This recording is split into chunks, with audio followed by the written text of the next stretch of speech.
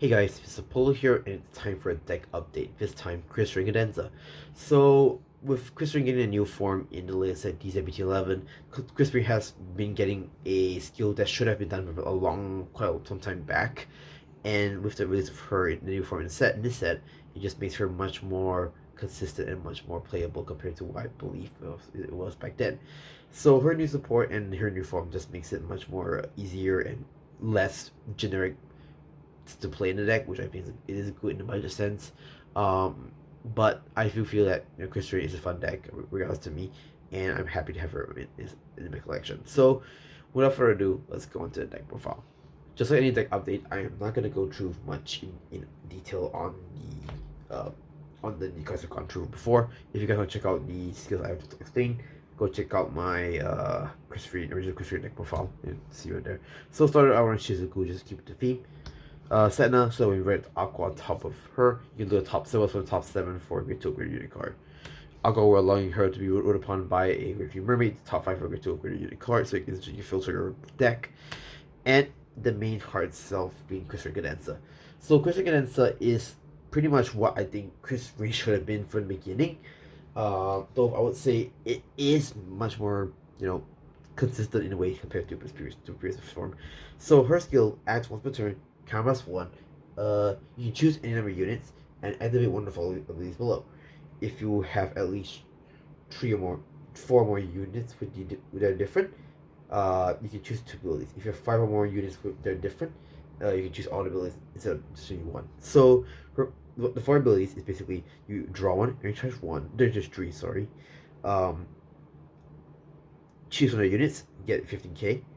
Third one being this unit gets a crit, and the last one is choose from rigors, and it gets the red text that at the end of the turn you can bounce it back to hand. And her divine skill, which is I guess fixed upon her previous form, is that you at the end of ability attack, you can soul blast 1, choose any number of regards, and bounce back to your hand. Then you can call a card from hand, and then it copies the power and critical of Krysrain herself. So essentially, unlike the original Krysrain where you had to bounce all regards back to hand and only call once, this allows you to actually return Sun Hand, and then which is good in a way because it does help the deck more. And then you see this seriously on the main deck why this actually makes more sense. So essentially, it is really good that Krysrain now has a built-in way to make it more easier to play competitive for, and I'm down for that. So let's go on to the grade trees. The grade trees, they're not changed. I still play free of the personas, obviously. So there's a change here. Okay, so because now Krysrain is no longer being a unit deck is now fucking order, so I run 3 of the Twinkle Powder and Prism Pearl. Is that what you call it? Prism Pearl? Yeah, Twinkle Powder, and 1 of the Super Static Shot. So essentially, these cards I would say are the orders that I would play, which will help with this card particular Armel. So you might be thinking, well, why are you playing this and not High Five? Well, to be honest, High Five is expensive. I mean, I am not joking that it's a really expensive card. I mean, I'm not saying that I cannot afford it. I mean, I kind of can afford it in a way. But the fact that High Five is a really expensive card on release day, like on the moment that card was printed out and opened up from promo packs, yeah, it's an expensive card. I cannot get my hand around why. Yeah, it is a generic card, so it does make sense. But there has been a period where I do want to get. I can afford to get a set of High Fives, but the thing is, when I want to order it, the middleman was not taking orders at that point in time. So by the time he opened orders, it was too late because all of the orders that I want to get are sold out by then. So unfortunately, I wasn't able to get my copies of High Five. Instead, I had to be a cheaper substitute. So these two do fine. I did try playing Harvard's Offshot, which is a great to order in your best 3 to give 3 regards to 5k. Although I would say that's not really effective compared to these. These are at least these are set order, invest 1 on which you get a player. These are just spares lying around in my what do you call, in my album. So I just took it out, see whatever spares I have, and just threw in here. So as long as you pay in order, Armel will pop off. So speaking of Armel, we'll go to grade 2s. So grade 2s, I paid 3 Armel. So Armel skill. When this unit is placed on a regular circle, you may still charge 1. if your Vanguard is a Krysrain, you can choose one of your units and get 5k to end of turn. Then you come as one drawn for this turn, this unit is 5k. Second skill, act on Vanguard cycle once per turn. If you have a Great Grander Vanguard with Krysrain in its name, and you've played an order this turn, you enter battle tree, choose a Great One from a drop that is not a Sentinel, and call it Vanguard cycle. So essentially, it is a board reviver in a way. I like the fact that she allows you to soul charge, which I think that's what Krysrain did lack back then. Although there are some cards that do help soul charge, but I would say because now Krysrain has a built-in ability to bounce cards back to hand and return, I think Eureka in a sense is redundant, so it is good that we have there. And the backup grade 2s I run 4 friends set obviously. Funny story. Literally yesterday on the stream on the Vanguard channel in Japan, they announced that friend set is it's reprinted in a set. So I didn't worry about it because I already have friends set in my deck. So I got it when it first came out. So that's already settled. So if anyone's playing Krysrain Cadenza, well here you go. You got your Krysrain are your friends sets are reprinted in the DZ-BT11 set. I mean, I kind of feel bad for those who tried to pay a lot of money for the original print alone. Quite frankly, it's not worth it. But what to do? We were not expecting Bushy to pull that off. Yeah, so that's fat. And then not really ideal, but I think just because I play free Anyas. So Fransa is just there to help you bounce board, and it helps you bounce board and also get power, and allows you to choose by Cadenza's ability to get the power and everything. Anyas, I would say I reached a dream now because now that you're no longer focused on bouncing all your regards back to your hand. So Anyas for now is more a board builder rather than a board builder for her divine skill. It's just being bordering the main phase really. So I still hear her because she does give 10k to herself when you have 4 different units, which is pretty important because you can give him some green numbers. And I play one of the lyrical ace unit just because it's an ace unit, and the fact that it allows you to draw one and also bounce a card in hand is an added bonus.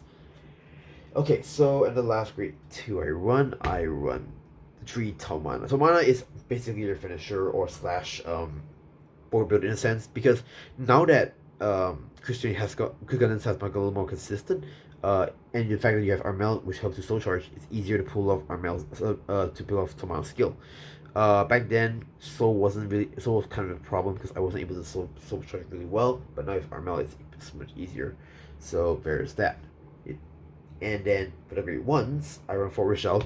Rochelle is, I mean, obvious. Rochelle is just it helps you to pump soul, draw one, and also reset the rear guard with Joseph back to Cadenza's ability. So what I do is that I will usually choose Cadenza to choose a friend set for either both the bouncer back to hand and the 50k power, and essentially Rochelle just helps to reset a friend set, which is allows you to make it 4-type deck quite consistent really. I played 2 Ephemeris. Ephemeris is the new card that came out in DZ-BT11. I'll go through really quickly. So her skill, add on rigor cycle with a turn. During a turn, when your other unit is bounced back to your hand, if you have a greater Mermaid Vanguard, for this, choose your units and you get 5k at the end of turn. Second ability, when this unit is bounced back to your hand, if your Vanguard is a Krysrain, greater, you can put a card from your hand, so that's not this distinctly card name as this one, and you make draw a card. So essentially it's pump soul, gives you a draw, and also pull up, gives power. So she is pretty useful, I would say.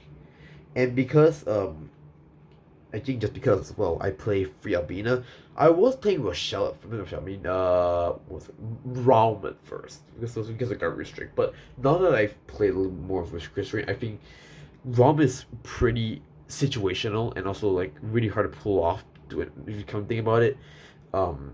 So Albina at least becomes like a 10k shield and a 13k booster of all times. And also when you bounce back with like friend set or whatever, or your Krysrain ability, she essentially helps you to have a 10k shield immediately on the right away. So that's the reason why I play 3 of her in the deck. I play 4 of Defect PG, just Highlander style. Ideally one beats than being Elementaria. I still play the purple OT. Ideally, I would want to play the blue OT just because you can fish for it's a knife crit and you can fish a You can fetch a card back from your drop hand. Uh, 4 effect crits. Uh, 4 vanilla crits, Highlander style. 3 draws. I think because I both think we play fronts, but because sometimes there might be situations where you don't bounce your rear guards back at all. I mean, it depends, but it is what it is. And also, I play for vanilla heals, Highlander style. So that's pretty much it for my deck update on Krysrain Cadenza. So, uh, it is quite good.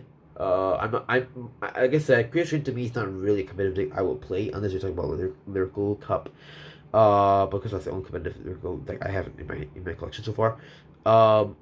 Yeah, Krysrain's a fun deck. I think it's pretty cheap to build. I think the only thing that's holding me back is the high fives. But even then, I'm just hoping to reprint it next year. So if it did reprint it, that would be good. So at least Krysrain can have a proper order to play. But in the meantime, I'm playing these orders just because it's a budget alternative as of now. So with that being said, that's it for my deck update. Thank you guys so much for watching. If you like it, please like, share, subscribe. Stay tuned for more videos, and it's getting late. I gotta go sleep now, and I will see you in the next video. Peace.